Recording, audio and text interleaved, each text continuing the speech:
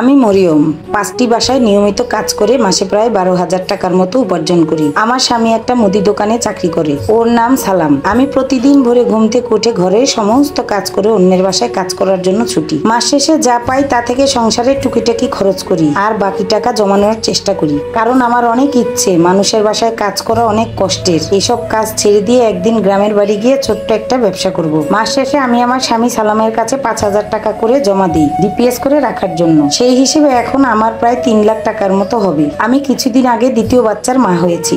বাচ্চার বয়স 3 মাস যেতে না যেতেই আবার অন্যের বাসায় কাজ করার জন্য ছুটি। এমনকি 9 মাসের বাচ্চা পেটে নিয়েও আমি কাজ করেছি, কারণ বাচ্চা হওয়ার পর বাচ্চার যাবতীয় খরচ আমাকেই বহন করতে হবে। আমার হিসেব অনুযায়ী এই মাসেই আমার ডিপিএস এর মেয়াদ শেষ হওয়ার কথা। তো গতকাল রাতে সালামের বুকে মাথা রেখে আমাদের আগামী স্বপ্নগুলোর কথা বলতে শুরু করলাম। এই টাকাগুলো দিয়ে কি করা যায়, আনুমানিক কত টাকা পেতে পারি, কি ব্যবসা শুরু করলে ভালো হবে, টাকাগুলো কোথায় কোথায় খাটানো যায়। আমার আরো অনেক স্বপ্নের কথা বলতে লাগলাম, কিন্তু আমি দেখলাম আমার স্বামী একদম চুপ। তখন আমি ওকে একটা ধাক্কা দিয়ে বললাম, কি হয়েছে, তুমি এত চুপ কেন? ও একটু নড়ে চড়ে বসলো। খেয়াল করলাম সালামের চোখে মুখে চিন্তার ভাঁজ।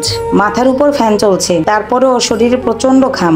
তখন আমি ওকে বললাম, কি হয়েছে তোমার, আমাকে খুলে বলো।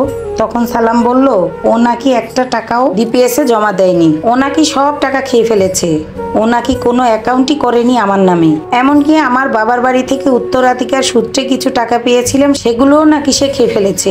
এই কথা শুনে আমার হাত পা তরতর করে কাঁপছিল। মনে হচ্ছিল এই তো আমার নিঃশ্বাসটা বন্ধ হয়ে যাবে। আমার এত কষ্টের টাকা, আমার রক্ত পানি করা টাকা, আমার স্বপ্নের ছোট্ট ব্যবসা, আমার সন্তানদের ভবিষ্যৎ, সব এক নিমিষেই শেষ হয়ে গেল। হঠাৎ করেই আমার 4 মাসের বাচ্চাটা কেঁদে উঠলো। আমি ওর দিকে চেয়ে রইলাম, কিন্তু আমি ওকে কোলে নিতে পারছিলাম না।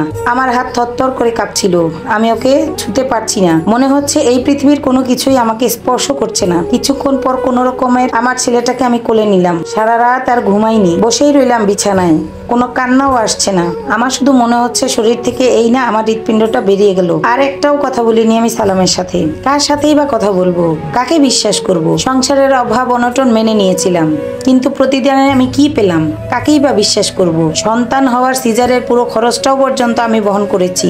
অবশ্য সালামও অনেক অজুহাত, অনেক কথা তৈরি করেছিল আমার মান ভাঙানোর জন্য। জুয়া খেলে সে আমার সব টাকা নষ্ট করেছে, এই কথাটা হয়তো বলার সাহস করতে পারিনি আমার কাছে। তখন আমিও আর তার কাছে কিছুই শুনতে চাইনি। তার সাথে কথা বলারও কোনো ইচ্ছে আমার আর ছিল না। শুধু শেষ মুহূর্তে এসে একটা কথাই ওকে বলেছিলাম, আমি আর এই সংসার করতে চাই না। এই কথাটা ওকে বলে গগন বিদারে চিৎকার দিয়ে আমি আমার কান্না শুরু করলাম অঝরে।